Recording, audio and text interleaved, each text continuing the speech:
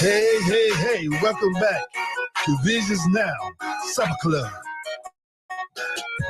All views expressed for their educational and journalistic purposes, they're not the views of the management, advertisers, and staff of 92.1 FM. However, Visions does desire to bring a quality entertainment program which intellectually stimulates and culturally fulfills our community's needs to develop leadership and inform decision-making for our collective future.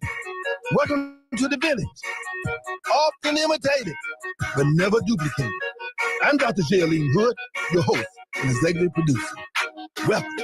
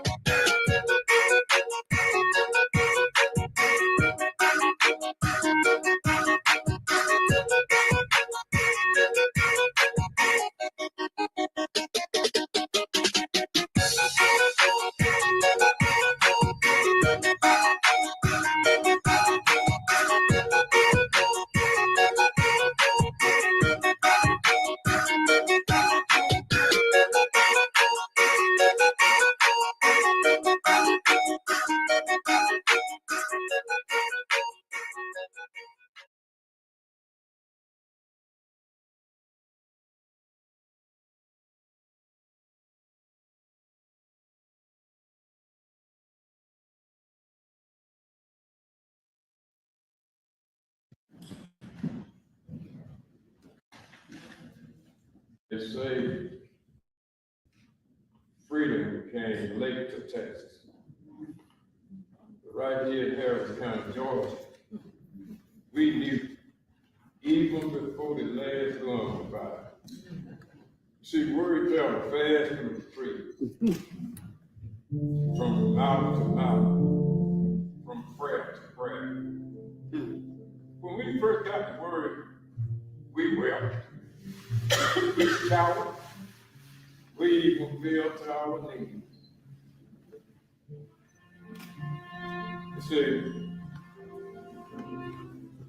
my wife, Louisa here, she was born in Virginia. We got married in 1869, when we finally had the right to choose. Imagine that. Choosing your partner for love, not for profit or labor. Our children, Nathan, Jefferson, Charles, Amy, Emily, and Bird. They grew up on land that we tilled, not for somebody else, but for us. Yes. You see, after the war, I started out as a laborer, farm hand. By the grace of God, and blessed hand. By 1900, they finally broke it down right. Farmer and land owner. Amen.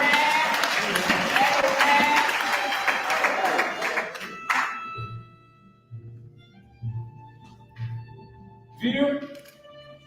Yes, I was fear.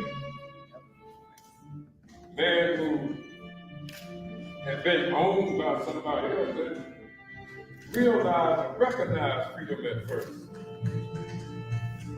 But that was the Bureau.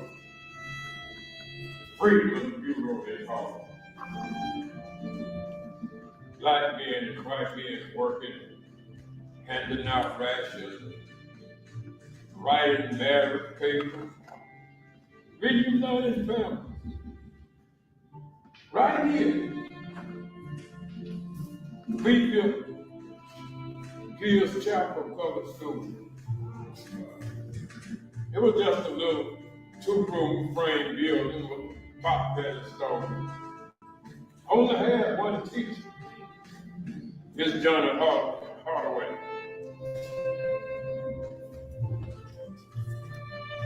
And Lord, the reunion. Don't forget the reunion.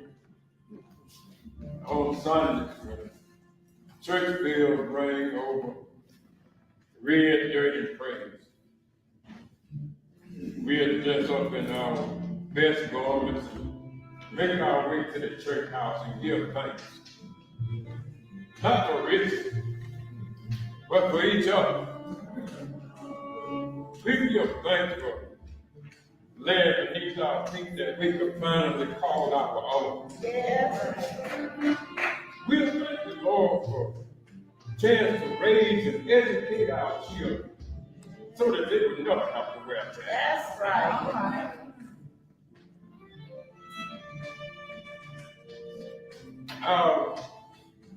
Watch years pass from the course we built with our own hands. I've seen Juneteenth grow from a whisper to a song. All right. Celebration of becoming. It ain't about just what happened in Texas. It's about every black man and woman who built plowshares from the ashes of slavery.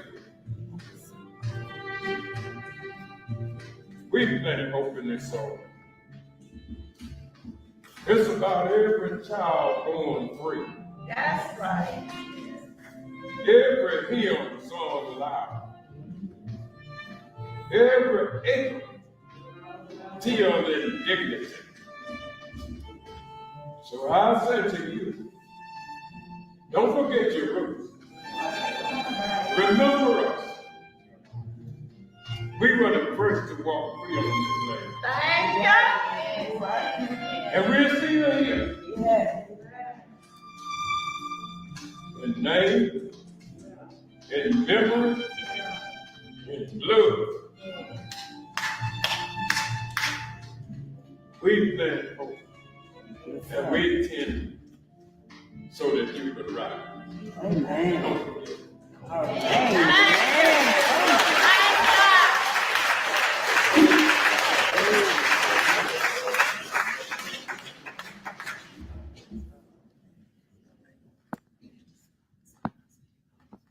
The hands that brought us forward, the needed wife and baby.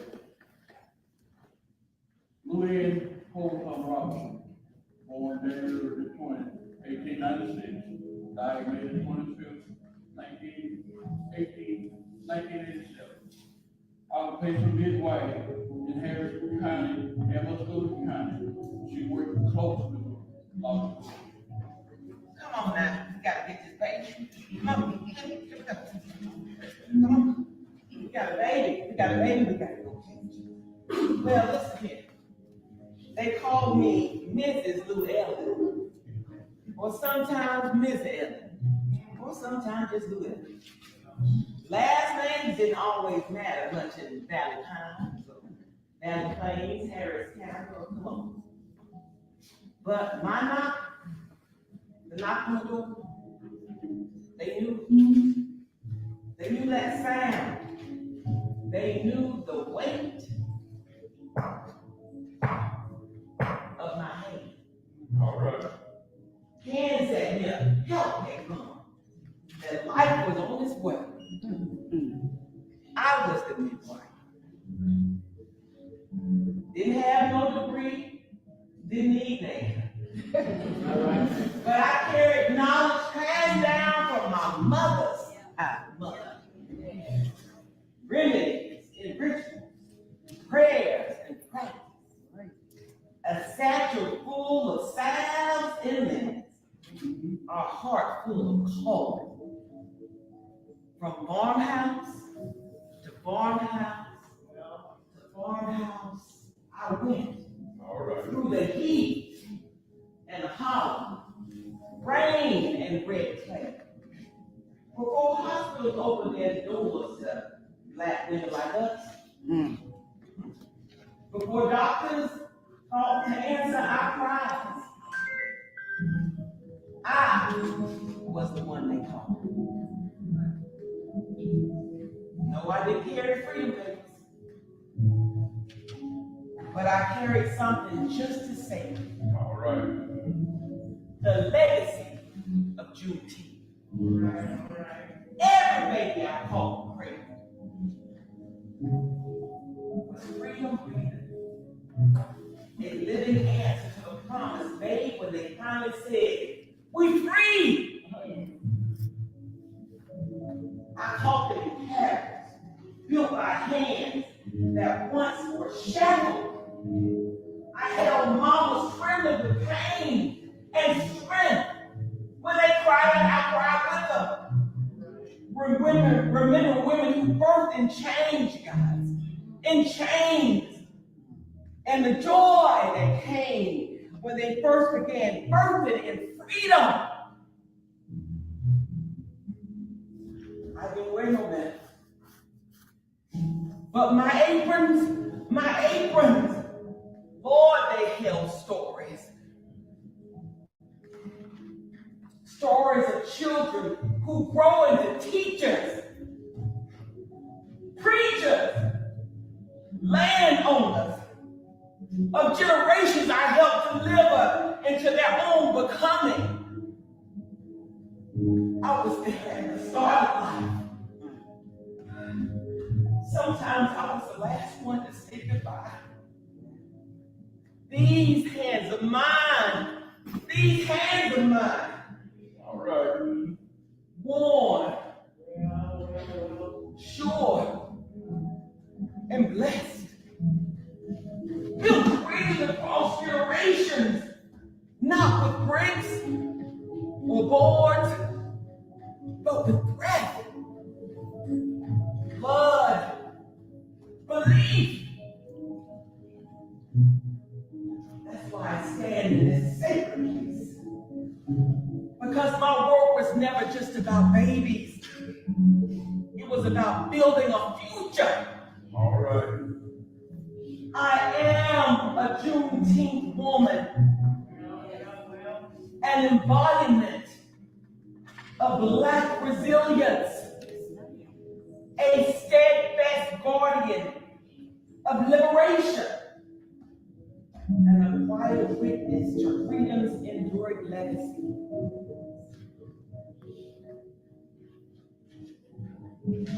My footsteps are still in this here red Georgia clay. And so are my children. And their children. And their children's children. Because every time someone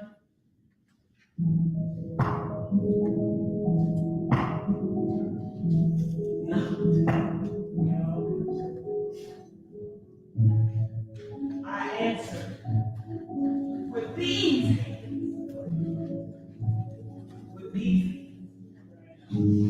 with this heart, with the quiet of mighty work of freedom. I answer. And now we got to go on now. Because baby, I got some more babies to catch.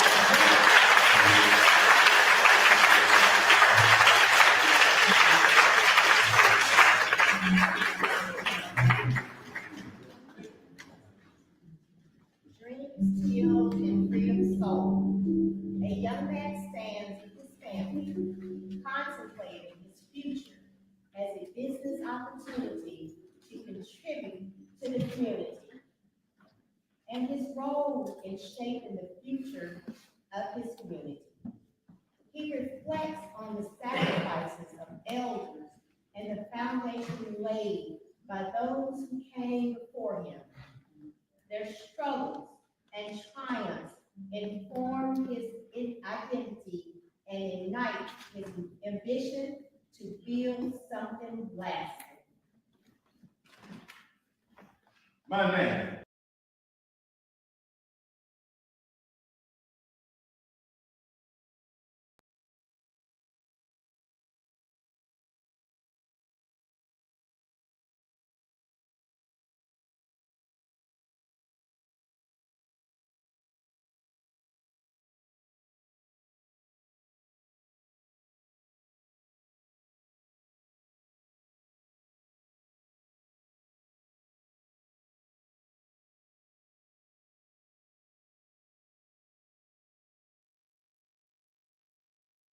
want to know women, like I said, who be having these good baby daddies, and I don't be liking it, because why you got that good baby daddy, you over there treating him like he just don't be doing nothing for your kids?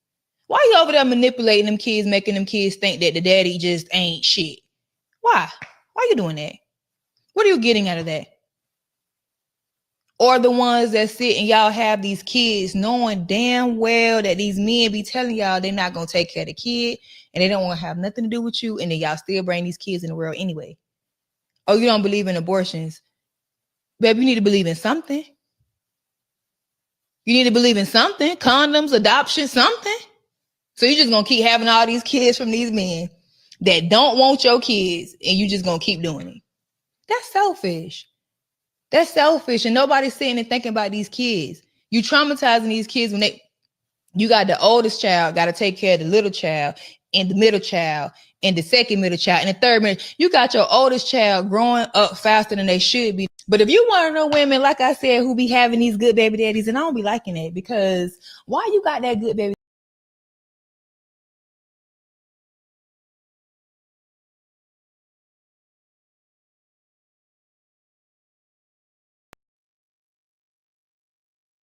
Just let me tell you something.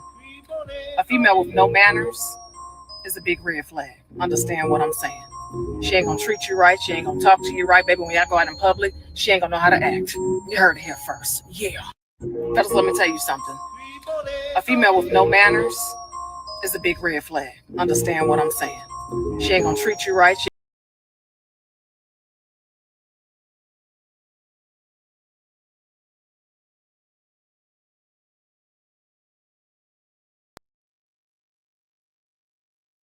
They've been doing it for a long time to try to subdue that masculine entity, because masculine men want power.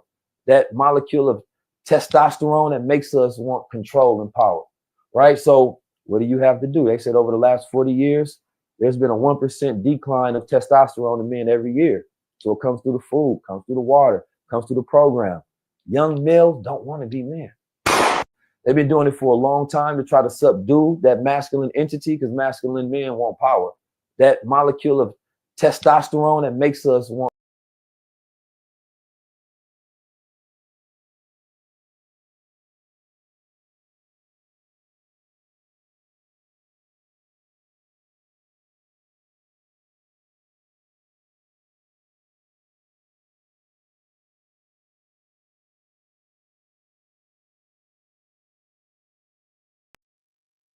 Sauce Walker, be very careful who you talk to, because you'll never know who the informant is, who the cooperating witness may be, and you never know, somebody who was a friend today may have been flipped the night before and become your enemy tomorrow. I'm warning all of you rappers, stop the killing. Stop murdering one another. But we've been begging you to do that for almost 40-something years now. But there's people in this country who need private prison beds filled, who got to make sure the stockholders in private prisons get rich. And they don't want to hold the moguls who own the distribution labels of all of this music accountable. If they did, they... Brother Sauce Walker, be very careful who you talk to, because you'll never know who the informant is.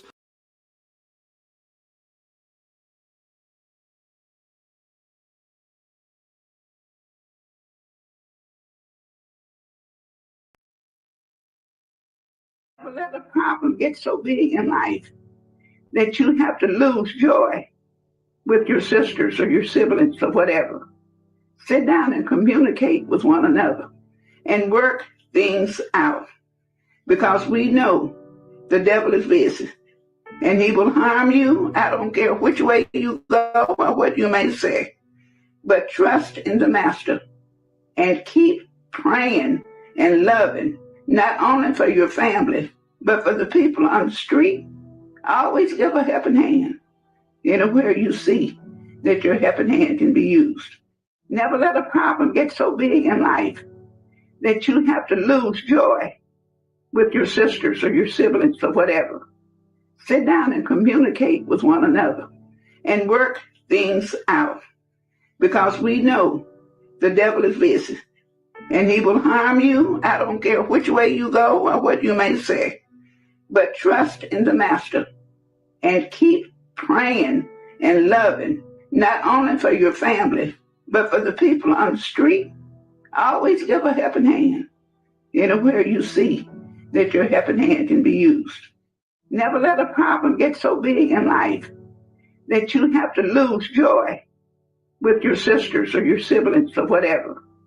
Sit down and communicate with one another and work things out, because we know the devil is busy and he will harm you. I don't care which way you go or what you may say, but trust in the Master and keep praying and loving, not only for your family, but for the people on the street. Always give a helping hand anywhere you see that your helping hand can be used. Never let a problem get so big in life that you have to lose joy with your sisters or your siblings or whatever. Sit down and communicate with one another and work things out, because we know the devil is busy and he will harm you. I don't care which way you go or what you may say.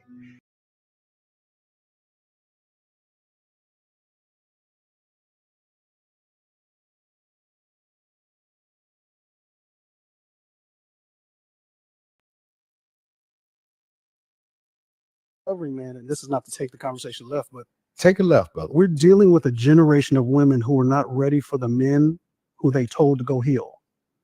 Right? You told me to go heal.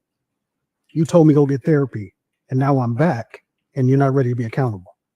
That's a problem. You told me to heal. You said, Negro, you need therapy. You need to go get a mentor. You need to be around some brothers. I did all of that. And now you're not able to hold yourself accountable. Now we have a problem, because now I've got to drag you when you once dragged me.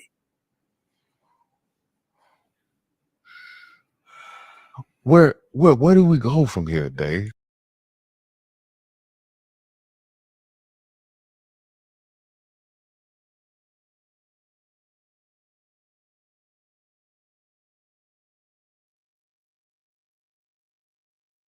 Because I've been on y'all asses to make this amount of money, and this black man, baby, has paid it to me. So we're gonna stop all 13. I don't know why 13 of y'all on the phone with me as part of the team, and we're going to acknowledge what has happened here. And there's no credit to be taken. I wish I could have gave you the commission. Facts. Every raise that I've gotten in my career has come from this man right here. Absolutely. Because I've been on y'all asses to make this amount of money, and this black man, baby, has paid it to me. So we're gonna stop all 13. I don't know why 13 of y'all on the phone with me as part of the team, and we're going to acknowledge what has happened here.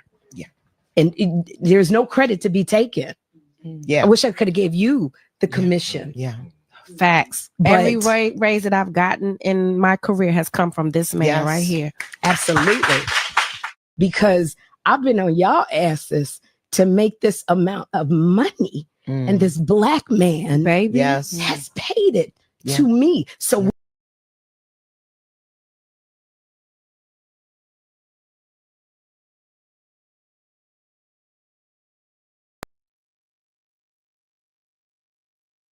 but who was the master of the evolutionary process?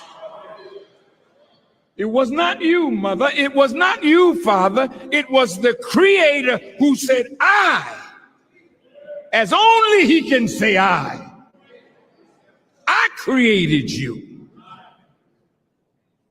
Then think about who you are.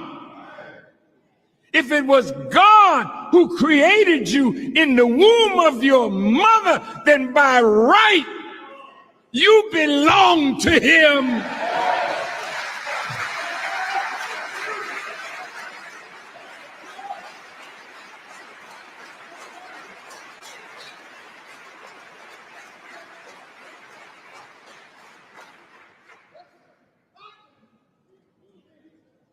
The life that you have, you did not give it to yourself. One of the attributes of God is he's the life giver. There's only one.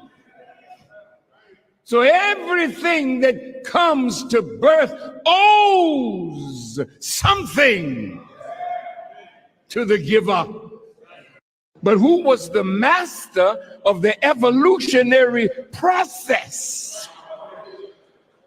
It was not you, mother. It was not you, father. It was the creator who said, I, as only he can say I created you. Then think about who you are.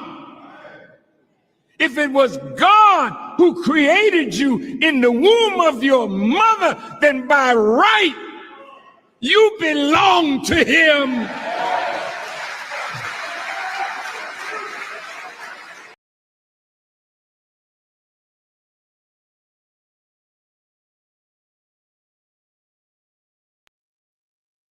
Second, how many white farmers have been murdered? I don't know, several. I mean, they asked. No, how many? I don't know, several. I know why you don't know, because those numbers don't exist broken down by race. How many black farmers have been murdered in South Africa? Look, you guys are so triggered over 59 people. No, I'm not. After we left, 20 million people in the country. I don't know why you're so triggered. Haven't even brought up the people, the white people that Trump picked out because they were white and told them they could come to the country. How much? There are 19,000 murders in South Africa. 36 were on farms. 7 of the farmers were victims. Okay, this is according to the South African police. And you think the South African government is a the other credible source? 29, hold on a second. The 29 victims who were included in the farm killings were farm employees who tend to be black. So the vast majority of people killed on farms in South Africa are black. Where is the concern about them? The concern is that there are white farmers. Why are you only concerned about white people? Hold on a second. How many white farmers have been murdered in I don't South know, Africa? several. I mean, they asked. No, how many? I don't know, several. I know why you don't know, because those numbers don't exist broken down by race. How many black farmers? Hello. Happy Juneteenth. Today is a day of celebration, and the way we celebrate is that we go to work.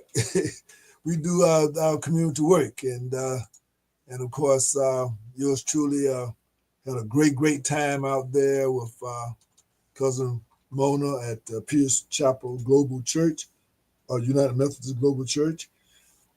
They had a packed house out there, and people just enjoyed themselves. It really was a really fine program. The variety of entertainment, the violinists, and I think they call them an oboe, or this thing that the sisters were playing, long instrument made out of wood. Just do good for your vibrations, and here's some skits, and it just was a tremendous program. And my hat is off to sister for Mona for putting that together. I know a lot of work went into try to pull that together, and so she did a fantastic job with it. And I think everybody was well worth their time. They would like to say hello to everybody, anybody in the chat there, and we hope that you are enjoying yourself. And today we want to have a variety of discussions because there are some issues that we certainly have in our community that we're going to have to address. And that is, of course, as always, the boy-girl stuff. I mean, the boy-girl stuff. But we also have to address the fact that our powerlessness. And don't forget that you can get us on YouTube. The New Era Observer is our YouTube page. And please, you can join us there. You can join us obviously on Facebook. Y'all, Visions Now Facebook page. Visions Now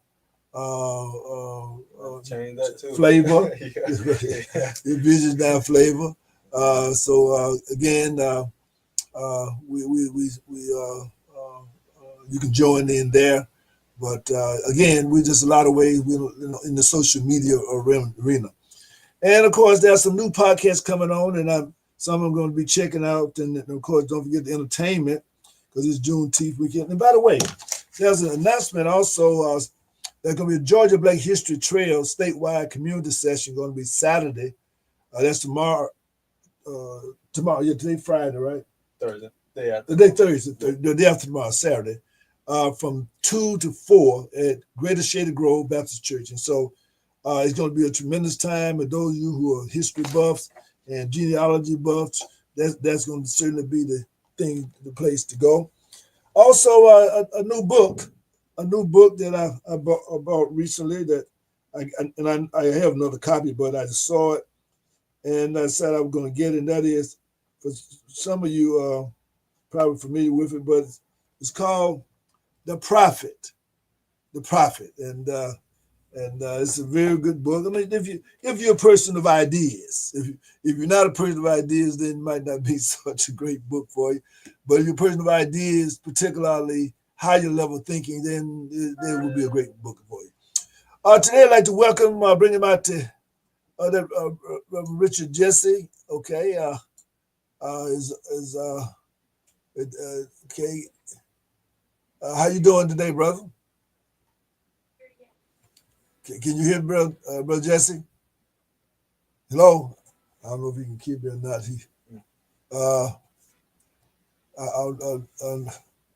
We can't hear you.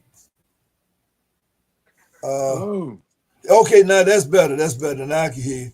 How you doing? Can you hear us? Can you hear me? Hello, Doc. Yeah, can you hear me? Okay, I can hear you. Can you hear me? Okay. Okay. We're glad to be on the show this evening. No doubt about Happy it. Juneteenth. Happy Juneteenth. We were just talking a little bit and had a little footage from we've been out there at Pierce Chapel, African Cemetery, today at the Pierce Chapel Road United Global Methodist Church. And a tremendous program out there. Really was nice. Really was nice. Had some Buffalo Soldiers out there. I know you like that. Wonderful. And of course had some skits out there, and had a wonderful choir. Did a tremendous job. Again, the whole event was just very nice. And I was just saying to my cousin Ramona Pierce, Hood Pierce. We certainly appreciate all the work that she put in for that. So I see you all in your Spencer. My wife was out there. So we'll hear about it this evening. Oh, she was? We were glad that she had a chance to celebrate with the rest of us out there today. Okay, where were you? A lot was going on today. Where were you today? But, it's good because everything that we do that's educational, that's historic, our children are exposed to is good. At a time when our history is there are those who want to conceal it, want to change it, want to deny it. There can't be no denial. Right. The good, the bad, and the ugly.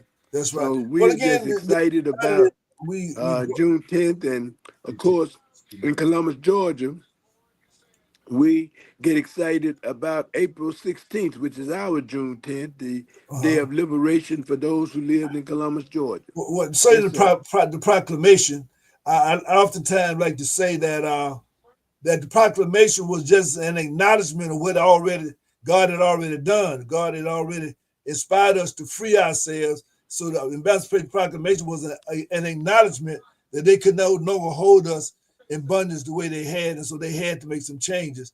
So the proclamation itself, because we were celebrating, we've been celebrating Juneteenth, just like someone was talking to me about the federal holiday. But I said we were celebrating Juneteenth about 100 years before the federal holiday came about. That didn't stop us. And the same thing was about our freedom. We even when they had the rules, we were still making ourselves free all the time. Yeah. So my point is that I see you in your Spencer Gold today. So what's been going on with Spencer today? I'm having a little difficult time understanding you. Okay, but, we're gonna take a little break right here, and we're gonna get that sound together because I'll ask you about your Spencer gear, and we're gonna come back after this break with more visions. Now, the Supper Club tonight, right here.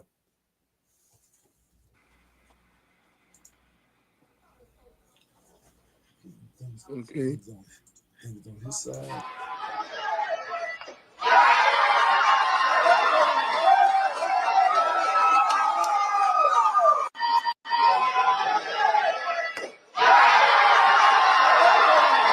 All right.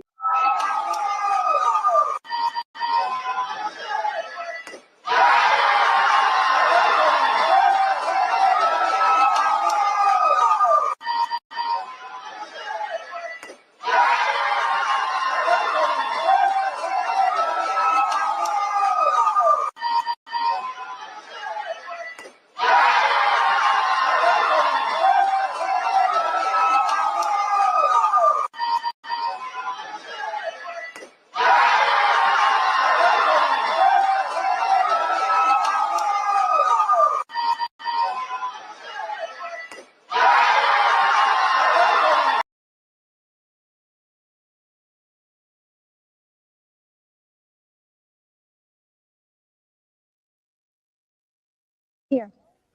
You say in your book, there is no history of the black man settling down with one woman, right, and never desiring to have another. Before Right. slavery, during slavery, or after slavery, That's the black just the man truth. has never been recorded to have just one woman. Right. Well, I think there's some actual facts we can look at on that. Monogamy has failed for the white man in America. But this is like saying it's okay. It's not me saying it's okay. This is how they're living. I'm giving you the history of what their life is. Black men haven't been waiting on me to tell them it's all right to have more than one woman. Neither have white men. This is just what they do. I'm not talking about fornication and adultery.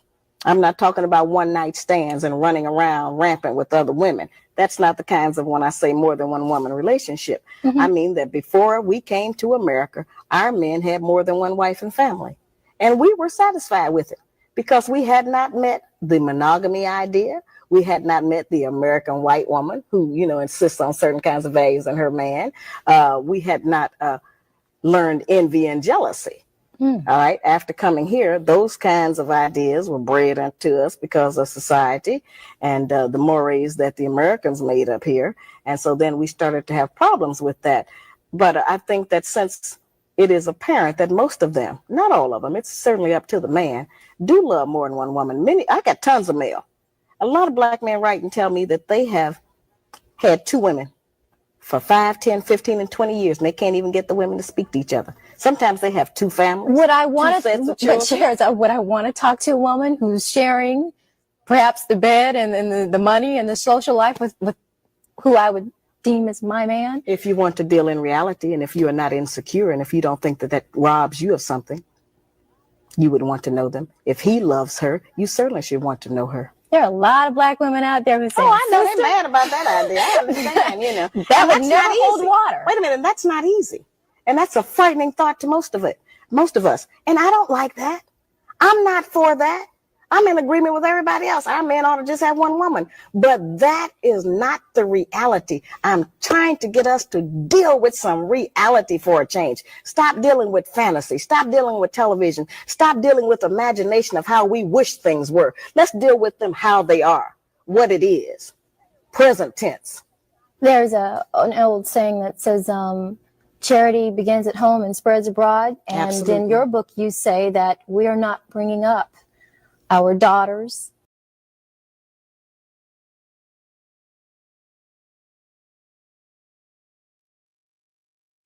Hello, visionaries. This is Dr. Jaylene Wood, the host and executive producer for Visions Now, and also your Mystic brother. That's right, with the Mystic Moment, 92.1 FM, Smooth R&B, every Thursday, 7 p.m. to 8 p.m. And we're the one that said, help us help you. And what we're trying to do is that we're trying to get money into our community. We spend too much money with other people that don't do nothing for our community. All of this water here, that we are here for fundraisers for you, okay, to help us provide resources for our programs for our young people. We were just in Elizabeth County yesterday. We're going to be going to Warren Williams. Going to be going to Fowley Homes. We're coming to a neighborhood near you. But the bottom line is that if you have an athletic team, they need to be drinking real water. This is water not from Walmart. This is from the Black Wall Street Network. We have to bring our dollars back home. We're making everybody rich, okay, and also making us emotionally poor because we don't support each other.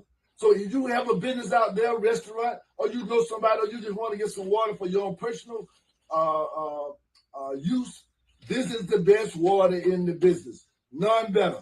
God made this water. It's artesian spring water. Artesian. Don't go by just I'm not gonna call no name. That blue bottle and them all these other jackleg bottles. No, this is the real water.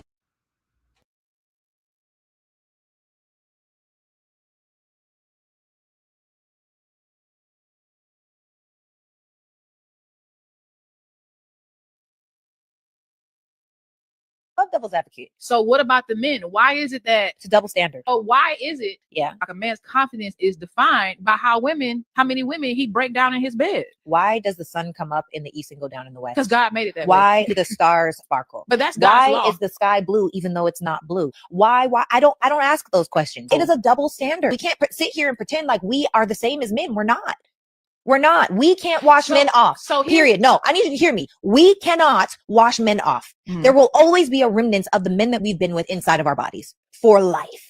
So if you are just filled with all of these different people, you know how many different soul ties, demon spirits you got in your body? But so do men though. No, men can wash us off. No. What do you mean no? I get what you're saying. I understand what you're saying because we are incubators and they are the whatever. Penetrators. That's what they are. Yeah. It's a sport, especially for certain types of men. And for us to sit here and act like we could be just like men, that's wild to me. I love devil's advocate. So what about the men? Why is it that it's a double standard? Oh, why is it? Yeah. Like a man's confidence is defined by how many women he break down in his bed. Why does the sun come up in the east and go down in the west? Because God made it that way. Why do the stars sparkle? But that's God's law. Why is the sky blue even though it's not blue? Why? I don't ask those questions. It is a double standard. We can't sit here and pretend like we are the same as men. We're not. We're not. We can't wash men off. Period. No, I need you to hear me. We cannot wash men off. There will always be a remnant of the men that we've been with inside of our bodies for life. So if you are just filled with all of these different people, you know how many different soul ties, demon spirits you got in your body? But so do men though. No, men can wash us off. No. What do you mean no? I get what you're saying. I understand what you're saying because we are incubators and they are the whatever. Penetrators. That's what they are. Yeah. It's a sport, especially for certain types of men. And for us to sit here and act like we could be just like men.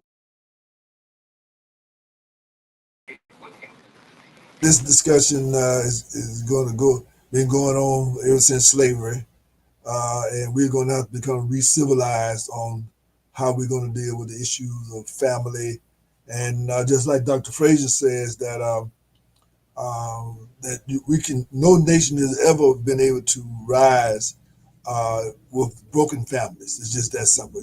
You can't rise with broken families. So we're going to deal with some realities, going to build on some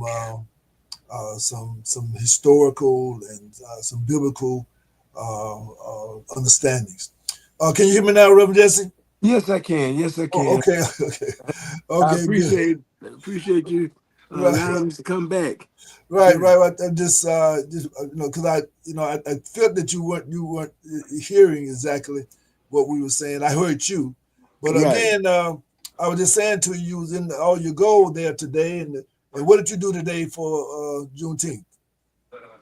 For Juneteenth, didn't do anything today, but I'm going to do something tomorrow. Today, was a day of preparation for me. Right, that's why you get ready to get out of town, right? Get out of town, and we're going to be with the Greater Shady Grove Missionary Baptist Church tomorrow, doing some things in the community, dealing with some issues that are confronting the community, particularly us, dealing with Alzheimer's and dementia and some of the other serious issues. But I was just looking at all of the events that were going on, and it's good. It's good. Um, uh, it's good to just be here. I'm telling you. No doubt about it. And that's the thing about it. Every day is a blessing.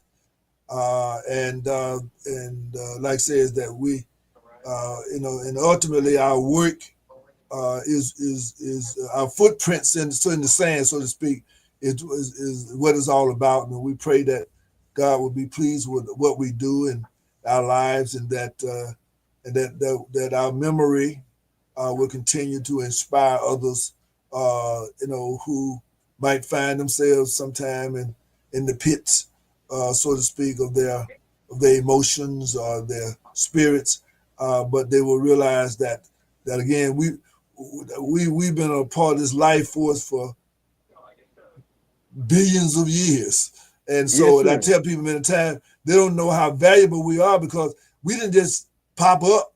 I mean, we are the results of billions and billions of years of God, the divine process. And so therefore we can't squander and take for granted. And that's why we got to start valuing life again. And that's what my focus is on, our young people. We need to talk to each other. Our young people got to have value because they got to have something to live for. And that's really what it's all about. They got to have something to live for. And, let me mention one thing that happened today. I was out and about taking care of some health issues, and a young man noticed my Green Wave hat and shirt, and he mentioned that he was in the class of 2002. Right. And we had a conversation about how important it is for his generation to be involved. And he agreed with me.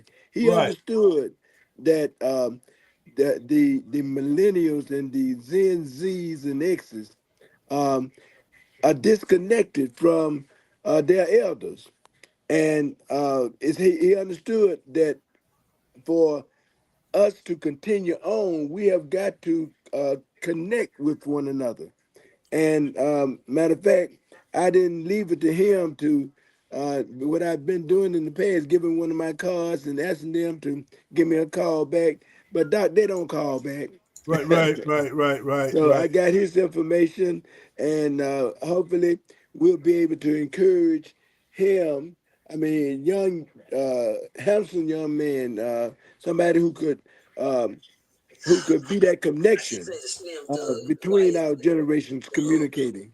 So we're excited about that. Yeah. Right. Exactly. So now, is he living in Columbus now? As a matter of fact, he's living in Columbus, but working in Atlanta. And we got so many folk who commute back and forth. But the important thing was he knew that we have a crisis.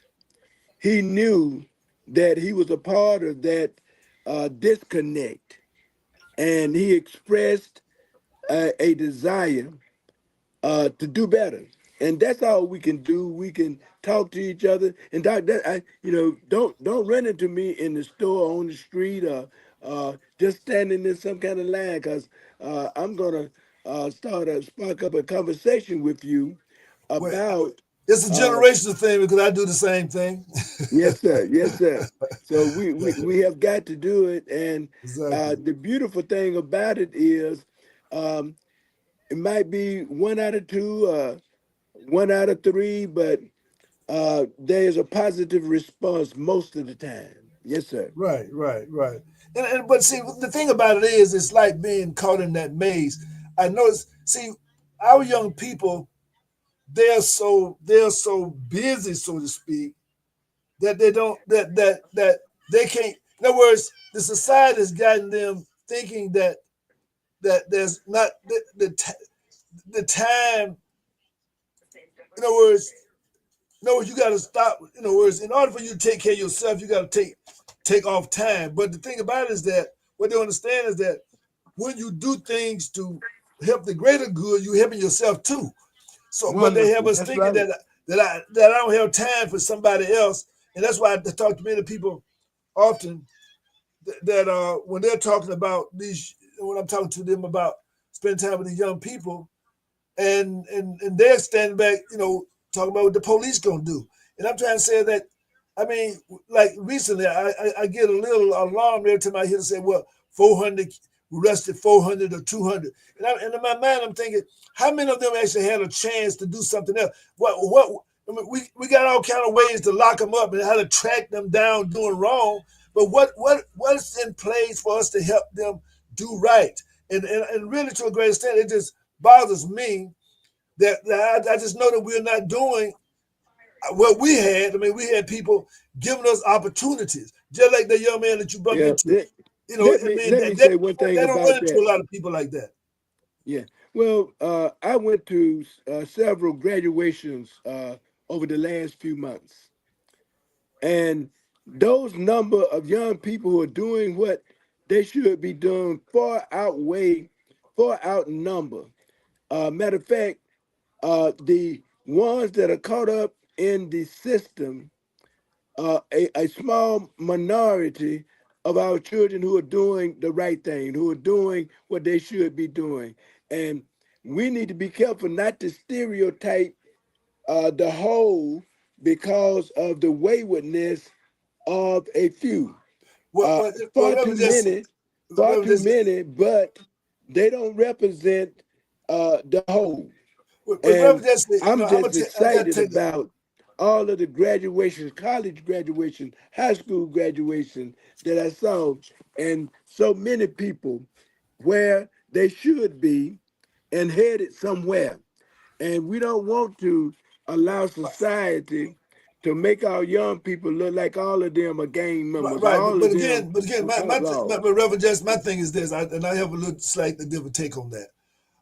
When you look at the quality of life in our community, we can talk about the numbers, but also a lot of those young people that are graduating, too many caught up. Too many of them, they don't represent. But my point is that we're losing too many of them.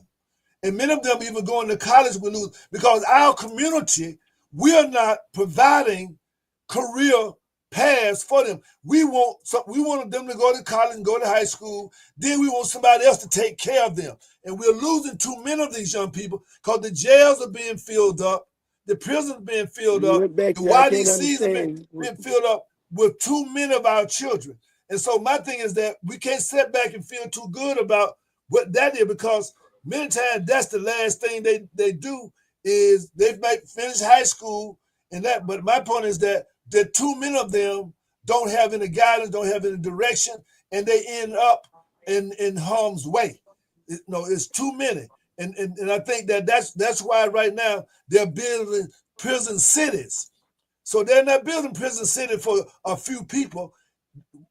Private prisons are on Wall Street. And they're on Wall Street because it's a good investment. Can't understand what you're saying, Doc. But I know it's good what you're saying. Yeah. What I'm saying is that we our hands are not clean because we're losing too many of our young people. And that look good and that all the applause and all that type of thing. But I'm also looking at the fact that in colleges that we have probably 75% females and maybe 25% males that are actually going to college if they're not playing sports. So I'm trying to say that there's some other things going on here. And too many of our young people, how many businesses are we opening up so that our young people can run them? But what's the career path? Back in the day, we had businesses everywhere. We had restaurants, we had shoe shops, we had cleaners, we had stores, we had mechanic shops. I'm sorry, These but days, I'm not receiving we don't what have you're that saying. situation. Mm.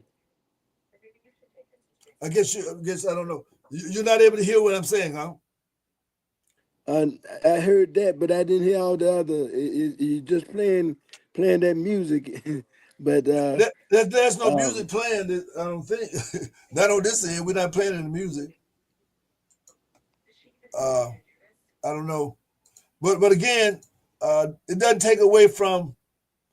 Can you hear me now? Yeah, we just have a bad link this evening.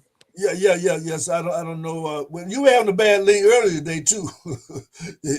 your link been pretty bad earlier in our Zoom meeting as well. What I'm saying that I I'm did saying not that understand that, but it's always a pleasure to be on your show. We got so much going on today, in the next couple of weeks, and one of the things we want to invite people to come to our Liberty Breakfast on 5th at the Greater Shady Grove Missionary Baptist Church, 3000 12th Avenue. what day is that again? It's a free breakfast. You got the RSVP, but we'll be raising the funds to incorporate the foundation of the Liberty District, to do some other things that need to be done, and then we'll be headed in the right direction of restoring that historic part of town. But what time is that breakfast, Reverend Jackson? What time is that breakfast? At the Greater Shady Grove Missionary Baptist Church. What time? What time? Folks, to let us know that they'll be there. They can call me at 706-393-9393. They'll be seeing a survey that we want them to fill out. But let's stay together. Yes, sir. What time? What time? What time is the breakfast? What time? What time? What time? What time is the breakfast? We're gonna have to fix because I can't understand you right now. Okay. That's just the enemy don't want us to communicate effectively. But you know what? We're gonna do it anyhow. Right. Yeah. And I heard that. right. Well, I was wondering what time I was trying to find out. I don't know what is that, but what time is that breakfast going to be? The breakfast will be at 9 a.m. from 9 to 11. And what we want to do, we want to on give July 5th. On July 5th, hope families come, give them the chance to say what would make the Liberty Theater relevant for them, what would make that area of town something that they would frequent. Local support is most important for the Liberty District, but we intend for it to be an exciting area of town. We want it to be a great tourist attraction, but not only for tourists, but for the folks who live into Columbus. Right, but see, but that's my thing is that I wanted to be an incubator for growing our children and familiarizing them with culture and history and opportunities to have what we call We can make it that, Doc. Let's make it that. Yes, sir. Yeah, well, again, that's I'm saying that's all we want them to know. I mean, that for other people, that's fine, but I'm just saying that for us, that we also want to be a faith statement now.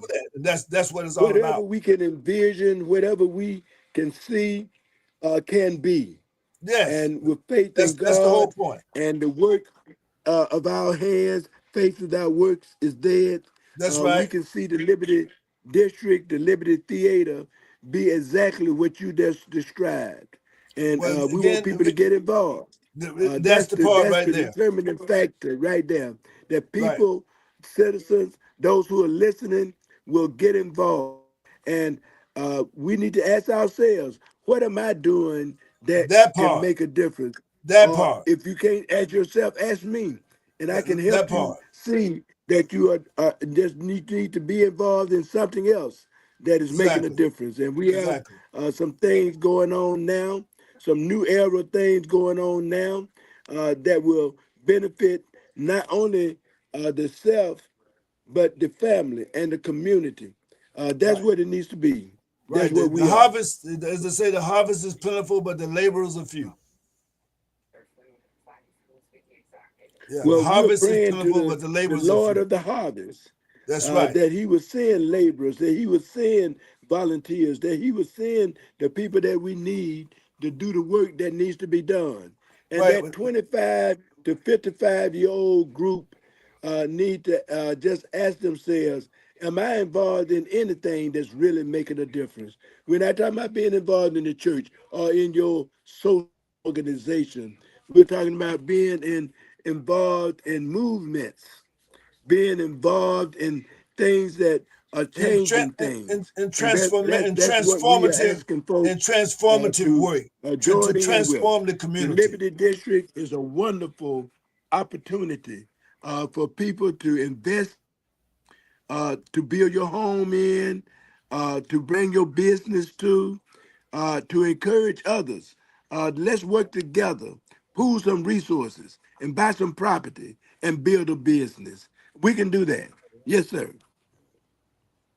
So one of the things about it is that we're gonna have to stop, playing reaction. We got to become proactors and be engaged in having a vision, and not just waiting for people to give us something for us to react to. We need to be proactive and have a vision for ourselves, for our future, for our children, and for the greater community as well. So we appreciate you stopping by today, and again, keep us posted on the effort. Also, then you say something about you looking for people. Thank you, Doc. Next time that we come, we'll be able to understand you a little bit better. Missed a whole lot of what you said. But what you mentioned also that you're looking for people to serve on the board. We're going to do better next time. Right. Once you listen to mention that we're looking for people to serve on the board of the initiative that you talked about. That you're looking for people to serve on the board. Well, God bless you and your help, and all of the folk that are witnessing your program. We will look being here again. Thank you. All right, thank you. God bless. Yes, sir. You too. Okay. I'm not sure what was our was the weather or was the whatever it is. But again, the whole notion is that there are a lot of things going on, and we had another guest that will be coming on, Mr. Bailey, but I guess maybe he was not able to. But he said he was trying to get in. Okay, we hadn't been able to find him. But either way, we just want to say is that it's going to take again. It's going to obviously that there are people to provide leadership in situations, but we're going to have to work together in order to make a lot of these things come to fruition. It's not just one or two people. I mean, it takes, just like the other day they had movements all over the country. Thousands of people came out to express themselves, and that's the nature of the civic life of America. If you galvanize. But again, I'm saying that we're losing too many of our young people. And that's not to diminish the successes and the achievements of so many of our young people, but we're saying that we're still losing too many young people to crime, to violence, to out of broken homes. We have too many broken homes. We have too much domestic strife, and we can do something about all of these things. I mean, that's why I'm not afraid to talk about it, because I know we can do something about it. But it's one thing about it is that if we want to gloss over it and want to act like it's not that bad, then that's going to be a problem, because it is that bad. It is that bad because right now there are parts of the community, and again, I mean, unfortunately, even the good children have some serious problems. I mean, you go to a establishment and they got a bad attitude. They can't count. And then they yeah. I know you work with them. I mean, you see them. So we have some work to do. I mean, so and that day, that graduation day, it looks good and all that, but behind those robes, we losing a lot of them. That's the only time they're gonna wear a robe. Exactly. And then even some of them that go to college, they're not finishing. Right. And then they're going into the life of crime or because I'm thinking like this: we won't have to worry about DEI. We won't have to worry about people not having food stamps if it was not a massive problem. Right. Free breakfast program. There's too many children, a lot of people who need free breakfast. Why? Because they don't have any food. And then again, I think that one of the major issues is that we got to have better parents. Mothers need to dedicate themselves to being better mothers. Fathers need to dedicate themselves to being better fathers. Now, whether you want the child or then when the child is here, you got to step up. It's just that simple. You can't say, well, they're here and I don't want. No, they're here. No accidents. If you hadn't done it, it would have been. It was on purpose. You did it on purpose. I mean, so the results maybe was not what you hoped for them, but you did it on purpose. Otherwise, you would have kept your clothes on. Right. And so we wouldn't have this conversation at all. I'm saying, what about the businesses? I mean, I see the downtown being built up, uptown growing and expanding. I mean, but I'm saying the east side and the south side is, we're not, and there are too many renters. People not buying homes. So it's there are people buying homes, but they're buying them to rent or to lease to people, things of that sort. So we have some challenges, and I'm not going to shy away from them because we can do something about it. That's the whole thing about it. I mean, like hurricanes and tornadoes. We can't do nothing about that, but prepare this, deal with it. But this is something, because it ain't always been like this. Exactly. See, so we can do something about it. And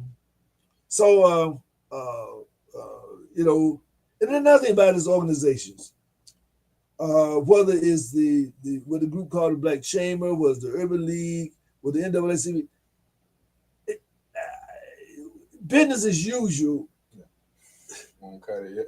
I mean, everybody got to up their game. And not only that, we got to work better together. We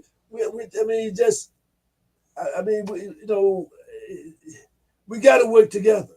Right, yeah. And the thing about it is that, and we got to have room for different views, of course, because again, my thing is very clear. My priority is the Liberty Theater. Now, no matter how difficult it is, that's my priority. Now, that's not saying I was going to work on another thing, but my priority is that we need to have a place, incubator, where our young people can come to, where we have hip hop summit, we can have corn celebration, we have Juneteenth celebration, we can have Tyler Perry movies, we can have create local movie producers. In other words, where do our young people do these things at?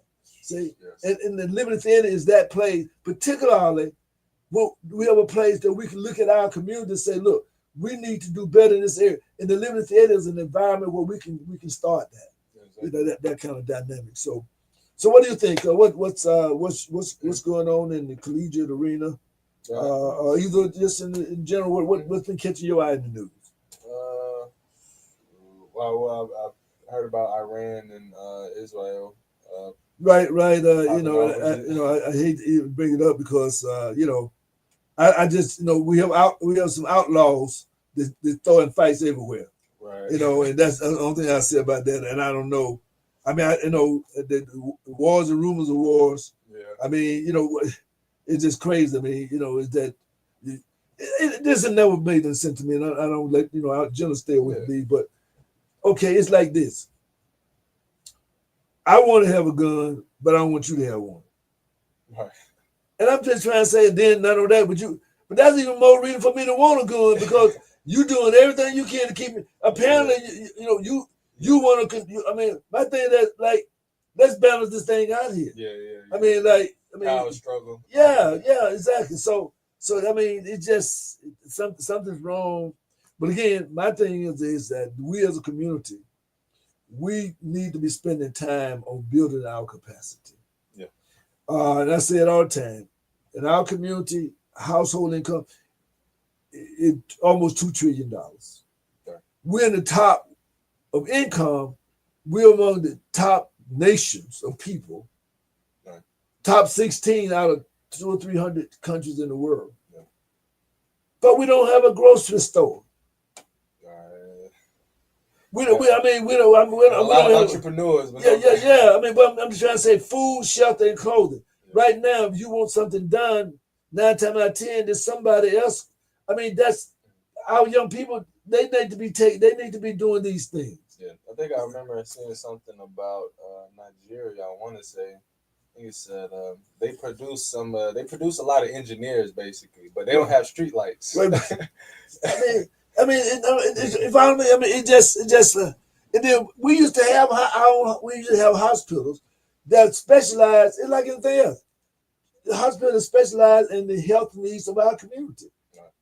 Now we have a lot of nurses, but we don't have no clinic. No, we don't even. I don't even know if we own no urgent care. I mean, but we got big people got big money. Yeah, but we're not investing it. Yeah, traveling nurses, RNs, LPNs. But people just on the plantation. They're not building, connecting, construction. And that was what Juneteenth was supposed to be about. Exactly. That we're supposed to be there. Okay, that's real freedom. Right. Now we're free to build our own capacity and to provide opportunities for our young people. I mean, that's why I kind of struggle with it. If we can have, you don't have to make it much money, but if we could have opportunities where we got needs, we're spending money, right. But the money not turning over in our own neighborhoods and our own communities. I'm just saying, look, 1/3 of the corner stores and service stations should be owned by our community, but that's not the case. Yeah. I mean, we don't have a bakery. Primary consumers. We just spending money. We get it, we spend it. And so we'll it's a question. How do poor people make everybody rich? Right. But we're not money poor, but we're money intelligence poor, and that's pretty much the situation.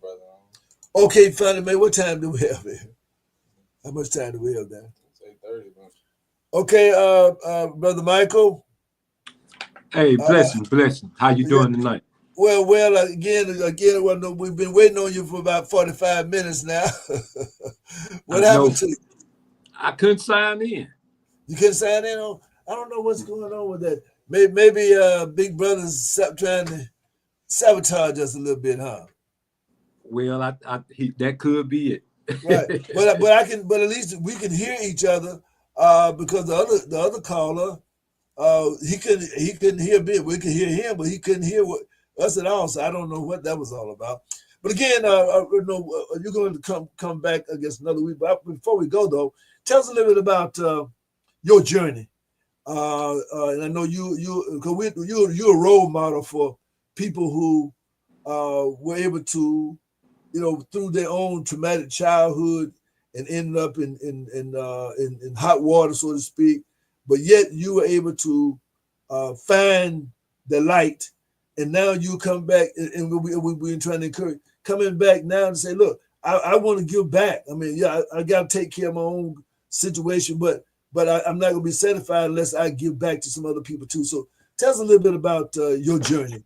Where'd you grow up at? I grew up in Atlanta, Atlanta, Georgia, the Edgewood community. What high school did you go to? I graduated from Bass High School, 1986. Okay. And what'd you do right out of high school? Went to the military. Okay. And how much time did you serve in the military? 4 years. 4 years. Did you have a particular job in the? I know you had some particular job. I guess. What did you do in the military? In the military, I worked in personnel. Dealt with personnel records. I was a yeoman. Basically dealt with personnel records and stuff like that. Okay. So why didn't you stay in? Well, I was young, and at that time, Atlanta was on the rise. They was making Atlanta. Well, I get it. I get it. I get it. Matter of fact, I get it. I mean, Atlanta. It's hard to stay out of a hot Atlanta. and also, I was in Philadelphia, and I don't know if you ever been up north to Philadelphia. That's not the most attractive city, Right. Philadelphia, New Jersey, Delaware, they was going through a transition at that time. So right. they was on the way down, and Atlanta was on the way up, and I couldn't wait to get back. Actually, right. So okay, you came back to Atlanta. Then what'd you start doing? Like a lot of at the time I came back, I think that was the time of the Olympics. We were just 96. 90. But 90. remember, they were bidding for the Olympics, trying to make it attractive, making changes and stuff like that. So, I just got caught up basically because that was the height of the drug epidemic, drugs, violence. I went through all that, Right. And we all know the end result of drugs. Is the graveyard of jail, a penitentiary. Right. No doubt about it. One of the things that we've been talking about a lot is, because we just had a call on it, and again, by no means do I think that the majority of our young people are, involved with crime, but there is a culture that has emerged that is kind of a sideways culture. That even the good kids are doing some bad things.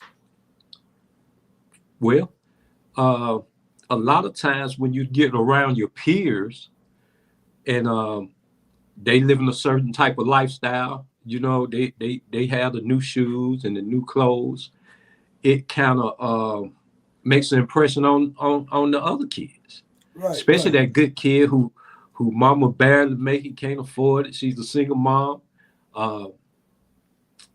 And with that being said, we see a lot of them make bad decisions. And it goes back to another piece that we've been talking about a lot is, that one point we had more stable home environments. Yeah. More stable home environment. All of that, it seems like we have too many dysfunctional families. Yes. And even I know I've seen the evolution of that, but and I think drugs and then also, and also just some of the forces of society has made us more, I guess, kind of greedy, and as a result of that, we've had really, unfortunately, in other words, I guess I'm just trying to say the relationship between black males and black females has declined tremendously, and as a result of that, the family has declined tremendously, and as a result of that, the children have declined tremendously, and as a result of that, more children are going to the streets younger. And talk to us a little bit about that. Well, you said something real important. We're living in a society where the standards of a relationship has went down tremendously, right? Right. We're living in a society, in some cases, they even promote women being by themselves, right? They reward them, and we all know about the whole notion about people having babies and they give them extra money when they don't have nobody.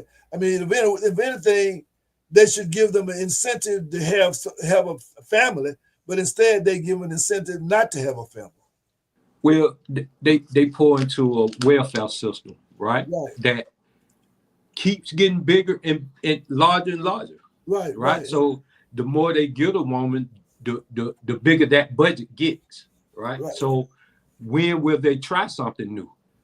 Right. Okay. What if you give a woman, if once she identifies she's pregnant, her and that man, they go to parenting classes, all this stuff. What if you reward them with an apartment? Right. Or Section 8. Right. Or food stamps. Right. Or this, that, and the third. And also let them know this ain't no handout. If you we gonna make this work. Right. And if you're making a little money, you can still live here until you get enough money up so you can move out, as opposed to you can't make so much, then they're gonna put you out, and you hadn't really even got yourself up yet, but they want to put you out, so therefore you and then you can't have anybody, you can't be a couple, I guess, a family.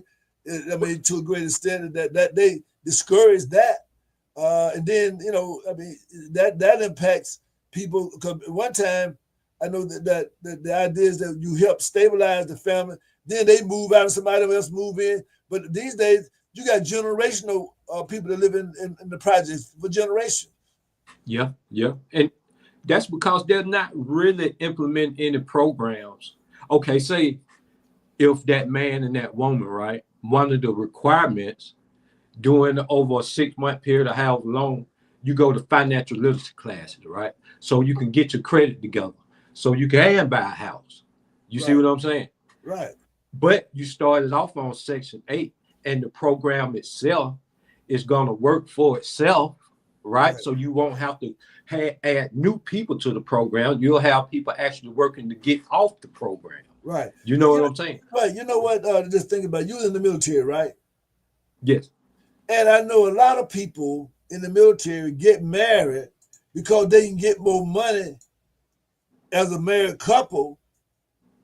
You know what I'm saying? That was an incentive for them to get married, so they could get more money, so that they could make more money and do some other things. Well, unfortunately, like we mentioned earlier, we're living in a society where love is not at the top of the totem pole no more. They're going to get that out there. Love is not at the top of the totem pole. Because we don't know what love is. That's another thing. We can't identify with love because you have kids. They're not born out of love anymore. That's right. They're born out of a mistake, necessity, out of lust. They're born out of lust. Out of lust, and not out of love. That has a lot. That's it. The other L. Lust. You're right, and I mean you're exactly right. Yeah, you're exactly right. And the thing about it is that I can even go with it like, okay, you thought you're getting together, you don't love each other, but you should at least like each other though. Because the thing about it, you don't even like each other because before the baby get here, y'all already fighting like cats and dogs, and you always plotting on each other, and the families can't get along. I mean, you know what I'm saying? It's just so much drama and neglect that goes on in the process, that there's so much bitterness that then it bruises the guys. They don't want to get in because they feel it's a trap. And then the girls, they trying to trap and say, well, we're going to get our money. So, I mean, it's like you're sleeping with the enemy. Well, I heard an alarming figure, right? They said, this was crazy to me. A 70% clip. A lot of women go into a relationship knowing that this is not the guy I want to have my child with. Right. A lot of times, these guys are married. They tell you they don't want no child. Right. These guys, they already in a relationship with a girlfriend. Right. You just not the one. You know what I'm saying? They tell you this. Right. But a lot of women still have babies by these guys. Again, and many times, like you said before me, is that they with the notion is they're gonna get child, because their criteria is they don't care nothing about the other dynamics. Their criteria is can I maybe he in the streets, he making a lot of money. Can I get some of that money for this child? That's what the whole thing about it. So then once I get the money, he ain't gonna see the child either. I'm gonna get somebody else to raise the child, but again, I know I'm done with him. And so then that's where a lot of bitterness comes up. Then the children grown up in that bitterness, and they go into the streets because they're angry because their parents don't have no love for each other and don't have no love for them. Well, and the thing is, if you never experienced love, how can you really put love out there, even with a child? Exactly. You know, a lot of, especially us as Black men, we can't, and it's sad in a way, we can't identify with the word love. So it's hard for us to, especially when you're not in the household with your child. Right. And if you did not have a mother that did anything other than kept a roof over your head, gave you some clothes and food, but there was no love in the home. In other words, it's like this. When I was a child, the thought was that at the end of the day, I like being at home. I mean, it's okay to go and visit my friend, but when things came up, I always thought about, I'm not going to mess up home. Right, but these right. days, the children are staying away from home because ain't nothing to mess up. It's already messed up. So they ain't nowhere for them to go. They go into the streets for peace, where we used to go home for peace. You know what I'm saying? Yeah, exactly. I mean, well, and look how we was kind of raised. Mom, we all kind of ate at the table and talked a little bit. Right. And there was peace, even if the mom and dad were together, there still was some peace. Right. The grandparents on the families on both sides kind of got along with each other and kind of worked together on it, because again, the child did not just belong to those two individuals at that time. The child belonged to the tribe, to the whole family, to his side and her side. So therefore, everybody pitched in because it was, everybody took pride in it, because that was at the bottom line, there was some level of respect. But these days, your girlfriend don't like your mama, okay? Your mama don't like you. I mean, her mama don't like you. But then still, y'all having a child that now neither one of the grandparents want to have nothing to do with, because of yours don't want to do nothing because of her, and her don't want to have nothing to do with the child because of you. I mean, my Lord. It's and a lot of generational curses. A lot of that has a lot to do with it. Right. That is. I mean, to me, that is the curse. When we have a loveless childhood. I was just saying earlier to somebody that, I remember when we didn't know we were poor. Man, we had such a good time with what we had, and we had relationships, we had family. I mean, you look forward to, being with your cousins. You look forward to doing things around that family house. I mean, you visit them on Sundays, or whoever the elder sister or uncle was. Y'all went to visit them all in the car together and spend time and sit down and be in family. They ain't doing that like that. I mean, see, that's what I'm trying to say. That they don't even know what family. These children.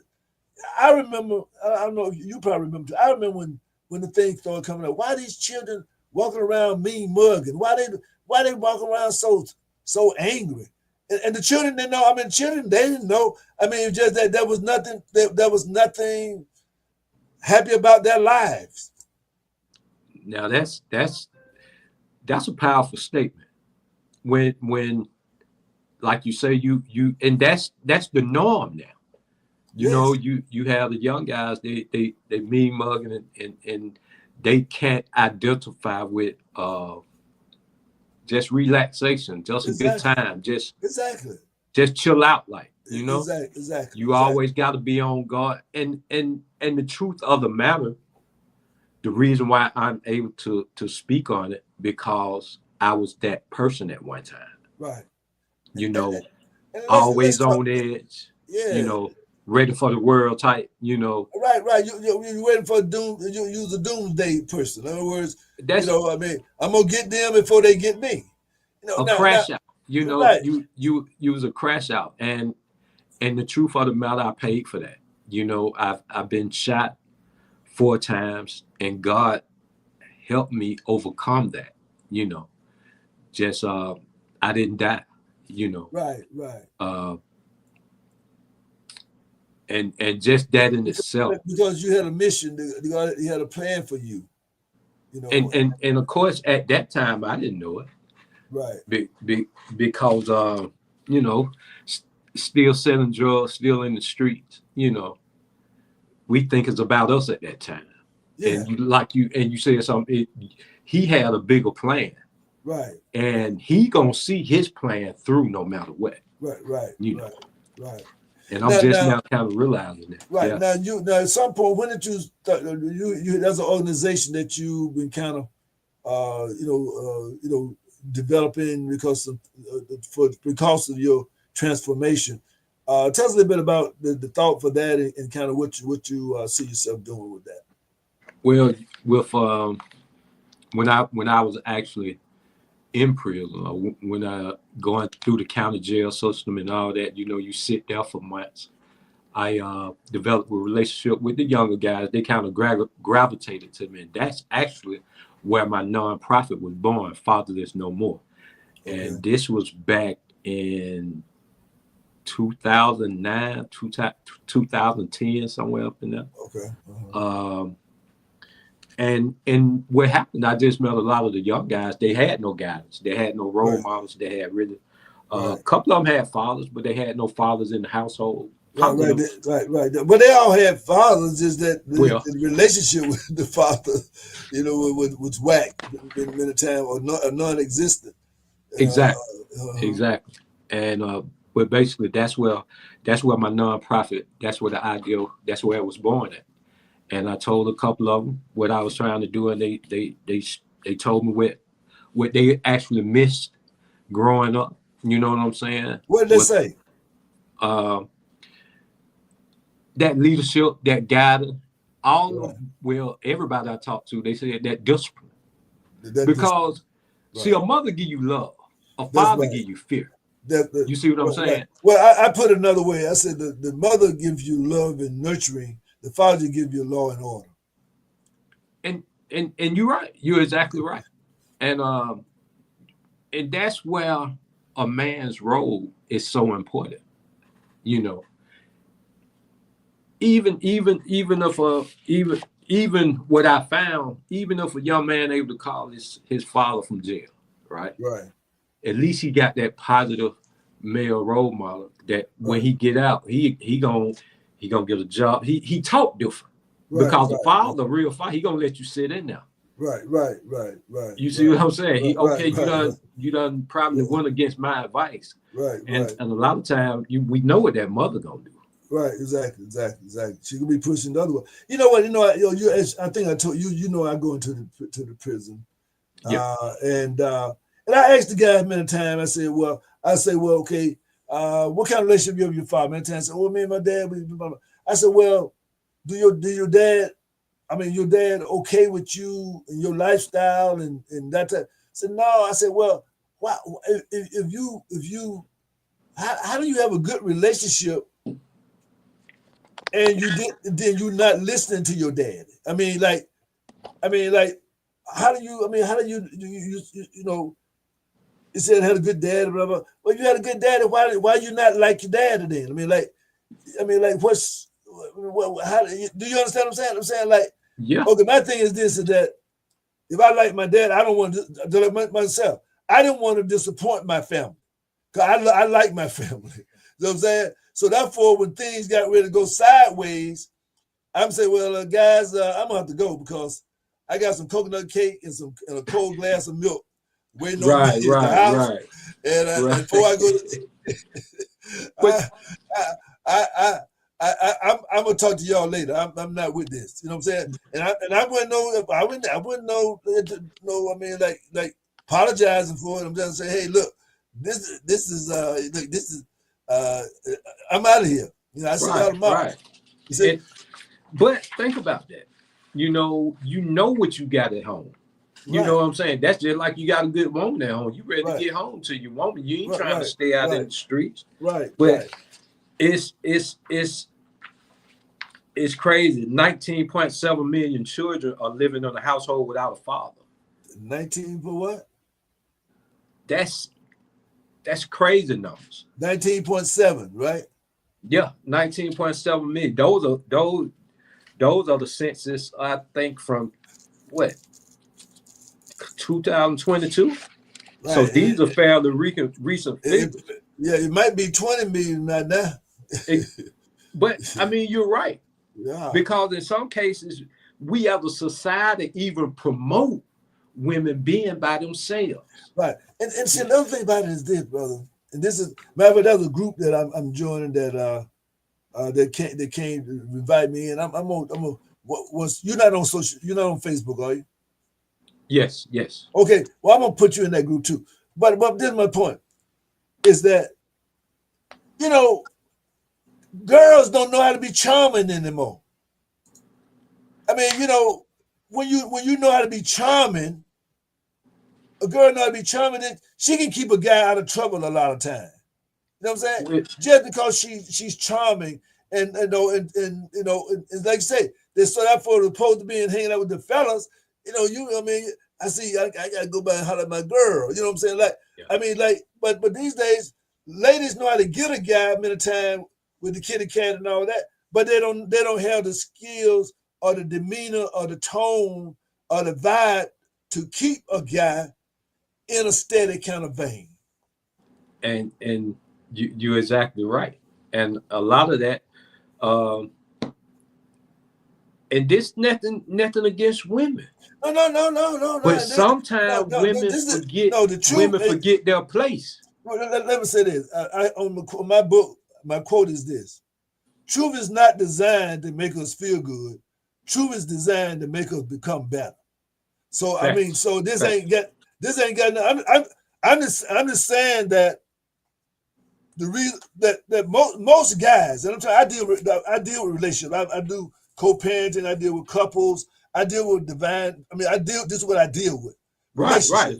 And my point is that you already know that the female is supposed to be the most cultured of the relationship between, you know, the beauty and the beast. The beauty is the female and the beast is the male. So my point is that the girls have been raised to get a job first, rather than how to keep. See, the old school lady, we had one on the old school lady. The old school ladies tell you, look, how to keep a man. Now, that's not to say that if you got a good person, that's some other ladies gonna want his attention too. But you don't have to, but if you're doing what you're supposed to do, you ain't gotta raise no sand, you ain't gotta act a fool, because what you're doing then is that 80% of divorces are about females divorcing. Guys will stay even if things are not good.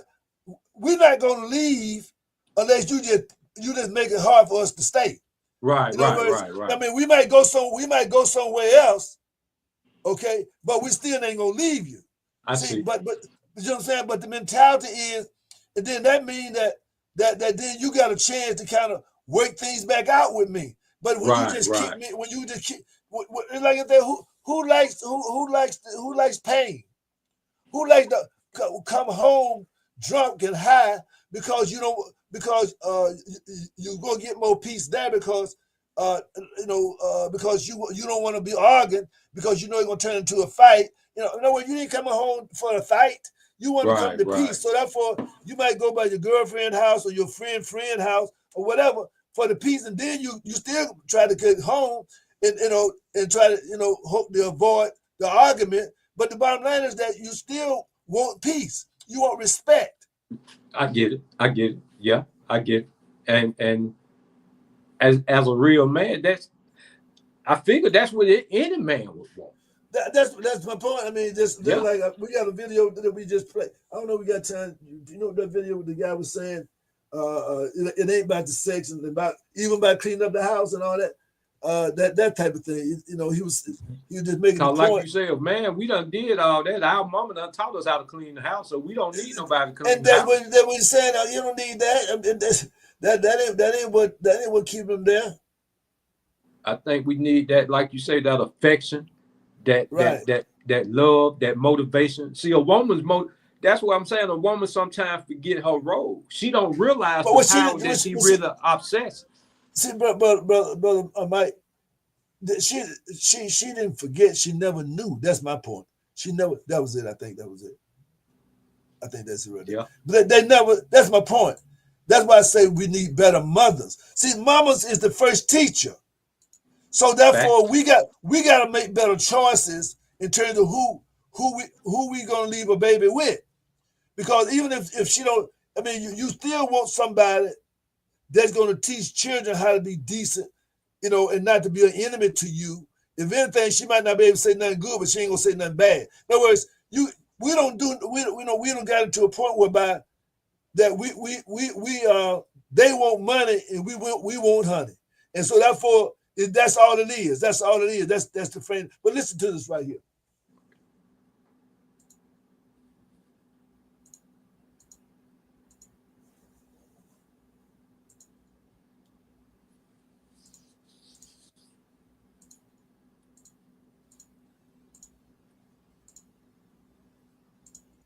shit about no cooking and cleaning. I'm just gonna keep it a being with y'all. We was cooking and cleaning before we met y'all. We had to make ourselves a meal and we had to clean up the house before y'all got there. Meaning that's not the things that we only and mostly need you to help for. You know what I mean? And women don't understand that a lot of time. They think that's the foundation. They think bringing that to the table makes them valuable. I promise you, sex, cleaning, cooking, that shit don't make you valuable with men. I want you to give me something that sometimes I might not be able to give myself. Correct. Men don't give a shit about no cooking and cleaning. I'm just gonna keep it a being with y'all.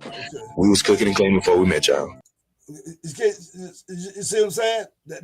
Yes. I mean, but for some reason or another, you know, and that's why one of the things about it that people think that men, look, sure, all human beings like sex on one level or another, but that's not what men want. Peace and respect if they're gonna be around you.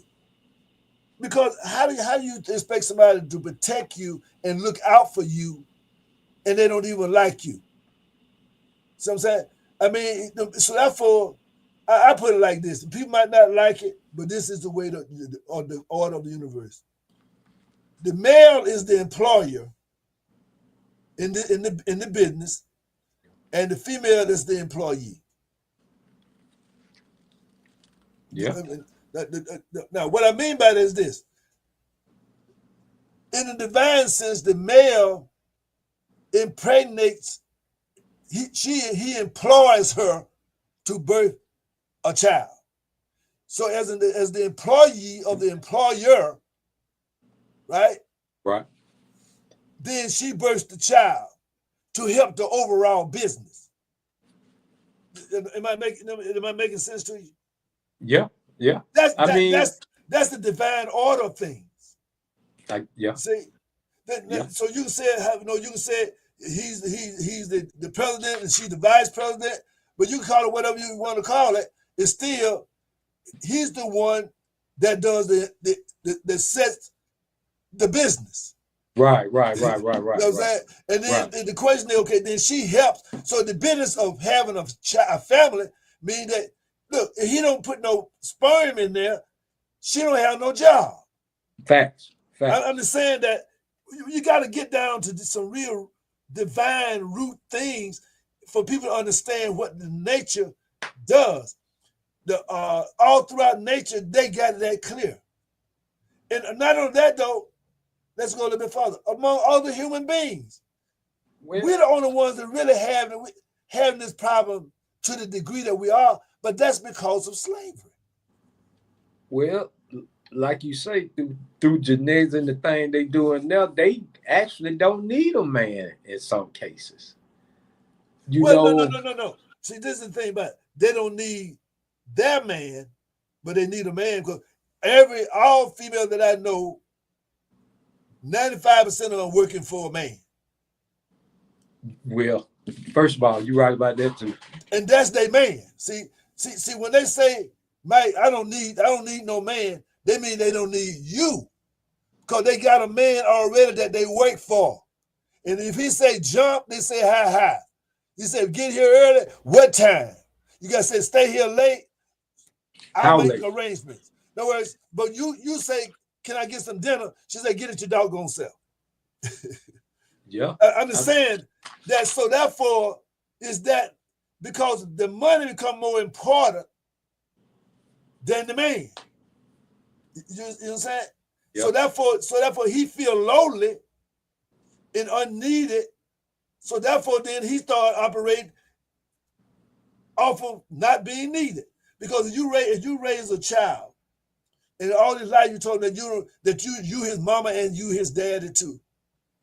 So when he grows up and has a baby with somebody, he's not trying to be there for that child because he figured that my mama raised me and I'm okay. Then you can raise the baby and you'll be okay, and he'll be okay too, or she'll be okay too. But neither one of them are okay. But that's the norm. They think it's okay, but they're not okay. Well, you said that's a powerful statement. You're right. Just like they raised the child to hate the father. And how can you love the child and you raising him to hate the father? and that's the whole thing. And the child knows at the end of the day that you got to hate him, and the daughter has to know that too. You can't love the daughter and you hate the daughter's daddy, because the dad is the one they gave you the child to birth. So therefore, I mean, the whole notion is that to me, oh yes, you can. Okay, the child, part of that child is the daddy. Yeah. So that if that girl likes her daddy, okay, then that child gonna be messed up. That girl gonna be messed up. Yeah. If the boy wants a daddy, then he gonna be messed up, and that's what we got today. We got children messed up, confused. Yeah, 100% right. And a lot of women are more susceptible. Okay, say I say females, not women. Female. Women get it. A female raising a boy in the household, right? That's right.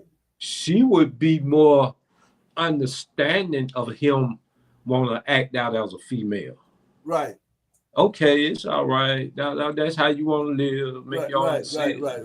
Right. Which I guess ain't nothing wrong with that, but at the same time, just that male presence. Hold on, just being able to talk, giving advice. Exactly. In real advice. Hold on, you confused. Exactly. It ain't like that. This how it is. You know what I'm saying? It's about vibration. A male father raises the vibration of a son. Mm. You know what I'm saying? Yeah. He raises his vibration. In other words, like, for example, put that bass in your voice, boy. Right. And just because you doing it, you might not even have to say it, because that's why he's naturally going to model. Even if it's bad, he gonna model it. You see, so it becomes that kind of thing. But then when they seeking protection from the mother, and I've seen too many times mothers acting like the child is not the father's child, like it's their child, and you don't want to, chastise and discipline that. No, when the father of that child is correcting that child, mama, you got to get quiet. You got to stay out of it. Yep. Don't have nothing to say about that. Now, you want to talk to daddy, you talk to daddy later on about it. But do not talk to daddy, because where it happens is that then he talks to daddy. She talks to daddy crazy in front of the child, and daddy check her. Now the boy feeling funny because daddy talking mean to mama. Right, exactly. So therefore now he getting a little feeling about it, when because now mama done put him in that position. I don't know if you saw that movie called Crash. Did you ever see that movie? No. Did you ever see that movie Crash? Well, it was yeah. The movie was about the different situation, but this couple got in a crash, a traffic crash, right? Right. And the police came and was talking to him, and then kind of getting kind of jazzy. And the lady, she started talking back at the police, and the husband telling her, "Hey, be quiet, be quiet." No, I'm not gonna be quiet. He ain't got no bit. So then the man said, "Okay, y'all get out the car." Okay. Then he put the handcuffs on the man, and then he put the handcuffs on the lady. Then he started filling the lady up. Oh yeah. See what I'm saying? Terrence Howard. Yeah, exactly. So my point is, that's what I'm trying to say. Look, let him handle that. You stay out of that, because now you're gonna put him in a position that either, I mean, what are his choices? Either you're gonna be mad because he didn't get killed for you. Right, exactly. Basically, I mean, so we got to listen. This is a serious problem. I don't have no time about people and their feelings. The bottom line, I'm saying that yes, males are not in tune with their masculinity, no doubt about it. Females are not in tune with their femininity, no doubt about it. But my point is that at the end of the day, there's a position that each of them plays. The mother is supposed to civilize that child, make them have manners, make them be responsible. Then the father is supposed to give them the discipline and the stick-to-itness and the boldness to go out into the world, and then to learn how to protect and provide, not just money-wise, but provide guidance, provide the direction, provide a lifestyle. That's what provide is. And that's where we got to go with this thing. Right. You got once in these days, men are not raised to get a job, move out, da da da da. They raised to stay in with their mothers. I mean, you mean boys? Well, yeah.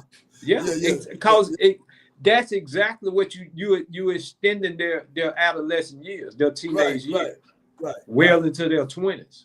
Exactly. Because you have to.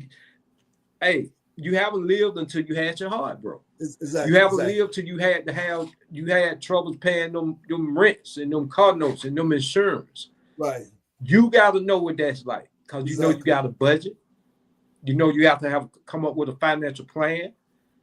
You know you have to come up with a life plan. Right. Unless you and if you don't, you out there sucking and jiving. You're gonna keep going through the same thing. Exactly. And you got to prepare yourself to have some kind of side hustle, even if you got a job, some kind of side hustle, so that you will be able to be at home to be there to raise your child. I mean, because a lot of guys be talking about, well, I did this, I sold drugs for my kids. No. In your mind, okay, that's what you were doing. But the bottom line, your child wanted you to be there for breakfast. Your child wants you to be there for to come visit their school sometime. The child wants you to go and take them over grandma's house. Your child wanted to see you when that night after they had a bad day at school, so you can talk to them about somebody bullying him. In other words, that the amount of money that you get, it's better to have less money, but to have a family for that child can depend on, so they don't have to go to the street. But see, those are the ethics and the morals we have to re-enter into the family structure. That part. You got to look at society now. Look at the president. Look at Congress. Look at they don't. It seems as though they don't want to see nobody together. No, they want to see people separated. And that's what I'm trying to say, that if you remember, and we're talking about Juneteenth today, right? But if you remember the Emancipation Proclamation, 1865, right? Right. Okay. By 1920, we were building black Wall Streets across this country, black cities, black towns. In other words, we had our own hospitals. We had our own automobile companies. We had our own construction companies. We had our own farms, our own grocery stores. We had our own cleaners. Everything that you needed in life, we had our own part of that. Now, my point is that separation provided protection from us being so assimilated. But then what happened was that after that point, the destruction of those efforts, and we won't get into that today, but the riots and the destruction of the black towns and the black businesses and things. My point is that then put a damper on, and then because we already know the thing about running the men out of the South, the fathers away from the home and to the North to in many times to try to see if they could bring the family together. Many times they were wanted, so they couldn't come back and get their families, or couldn't, that type of thing. So therefore, that created a dysfunctional situation. So my point is this, that we are at a point now where we're going to have to start saving our money by creating businesses. We used to have a candy lady. Yep. We used to have vegetable trucks. I mean, so we could turn that. We can employ just like right now. Okay, but most of us, the only thing that we probably turn over is lawn care. I mean, probably a brother does our lawn, but all the other things we spend money on, bread and food and gas and cleaners and all the other things goes out of our community. So my point is that, and so that's why other people getting rich off of us. They getting rich. I mean, they taking our money, the lottery. We had our own lottery. We didn't have to use their lottery. We had our own lottery. But now we get that lottery money that we used to use as the numbers man. That money is going to other people to enrich them. So my point is that we got to give our dollars some sense. We got to create an economy where we are also producing things that we need to consume. Yeah, that opened up a whole nother can of worms, especially here in a city like Atlanta, right? Right. Back in 2005, 6, 7, they made a commitment to tear down the projects, right? The soul of the city. You got to realize some of the projects were the first projects ever built in the country. Right. So not only did they tear those projects down with the promise of those people having the opportunity to move back in, they tore those projects down, of those affordable housing down, and they never rebuild on the property. Right, we're going through the same thing here in Columbus right now. A lot of the problems going on is that when they destroyed some of these housing areas, these projects, then they put people into other areas, right? Yeah. That they hadn't been, and so that created conflicts and problems and things of that sort. But again, I think we kicked it off. I don't know how regular you're gonna be able to be with us, but again, you just bring a topic with you every time you get a chance to come, and we're gonna chop it up. And I appreciate you so much, and share this with your friends and your neighbors, and maybe they'll join in with us as well. But let's go on and come up with these solutions, and of course we are already working on it. So, and we're gonna be working on this reentry thing together. So the guys that come to Atlanta, they gonna call you. Then when they come down here to Columbus, if they come from that way up that way coming down here, then they're gonna call us down here, probably the rebound. So we're gonna go and build this network so that we can put them to work, because we want to put them to work. See? That's what we're gonna do. Yeah, we want to put them to work. We want them to go into business. We want to create some businesses, construction, trades, retail, all of that. So that's what we're about, is that it's self-employment. Okay. So again, any last words you'd like to say before we go, Brother Michael? Thank you for having me, and I look forward to joining in, being a part of the show. All right, and tell your boys to get in that fatherhood class and be ready, because we'll be busting the molecules up in their brains. Most definitely. All right, peace be unto you, brother. All right, peace and love. Thank you. All right, Julia, I guess we're gonna get out of here. We went a little extended here, but late night. Yeah, but I gotta go get Bandit together. All right. And appreciate you, and let's call it a night. Watu